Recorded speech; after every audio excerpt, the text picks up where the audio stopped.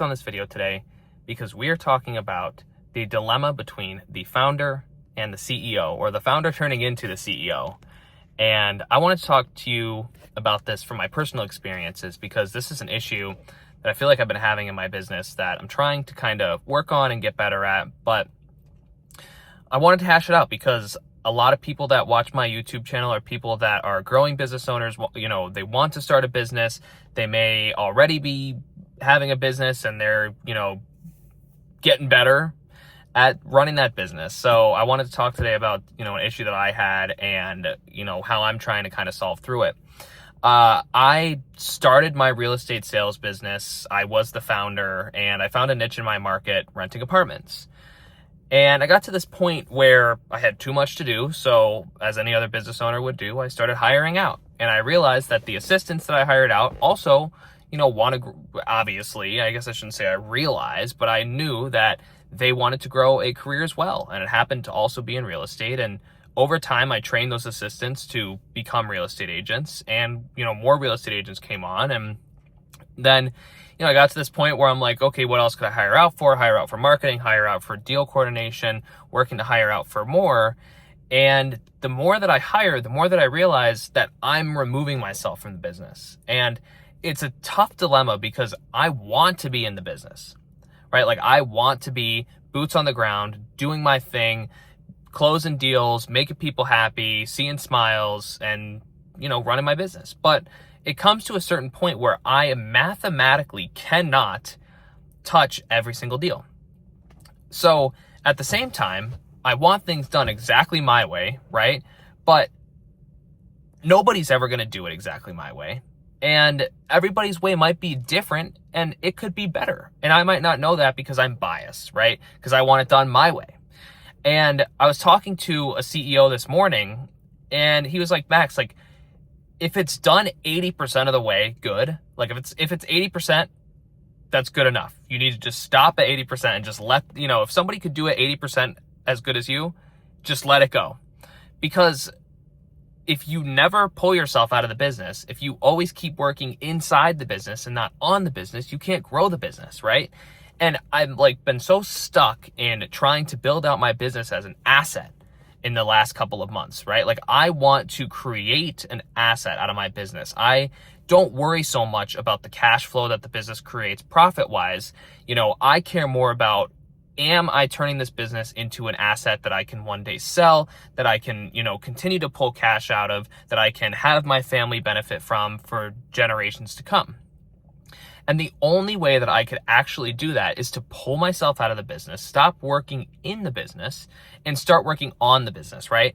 And it doesn't mean that I necessarily have to stop working in the business altogether, but I need to find those tasks that are not, needed for me to do, and that somebody else could do 80% as good as I can, or maybe even better than I can do it, and hire out. And give it up and start working on the processes and the systems and the revenue generation that my business needs. And I think that that's a big issue where, founders start turning into CEOs, because it's like, now as a CEO, I'm in this position where I don't need to do everything. I don't need to touch everything, but I want to be. But there's mathematically no way for me to do it, right? So I'm trying to pull myself out of it. I'm trying to focus on my business so that I can build it out and I can focus on, instead of doing every single task, focus on growing it. And part of that is working on bottlenecks, working on, expenses that are too high, working on problems that are, happening.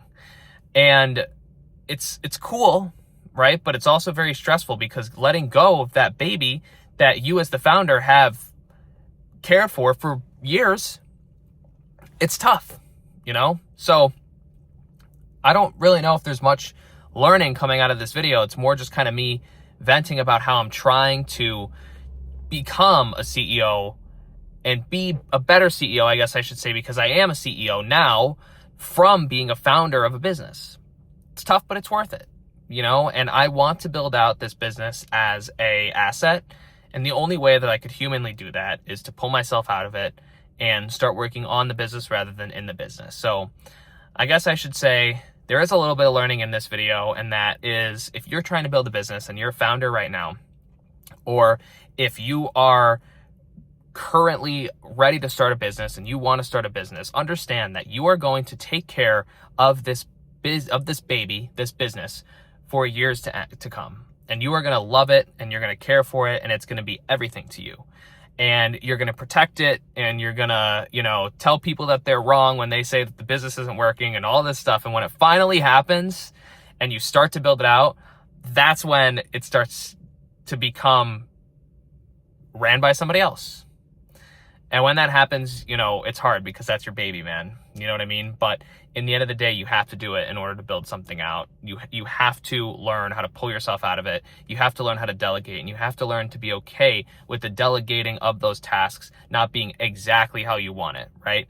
And I will say too, everybody that I've hired is doing the job better than I could have done it.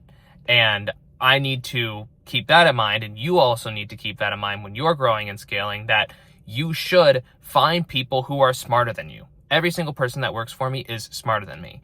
And I love that, because these people add to my ability to grow, my ability to have a bigger and a better business. So, I really appreciate all their work and all their help and their abilities to be smarter and better and uniquely qualified for everything that they're doing. So cool stuff. If you want to grow a business, if you want to go from founder to CEO, this is definitely one of the issues that you'll have. Thank you so much for coming back for another video. I do want to start trying to structure my videos out a little bit more. As it sits right now, I live in an apartment building, and I have like a really small apartment.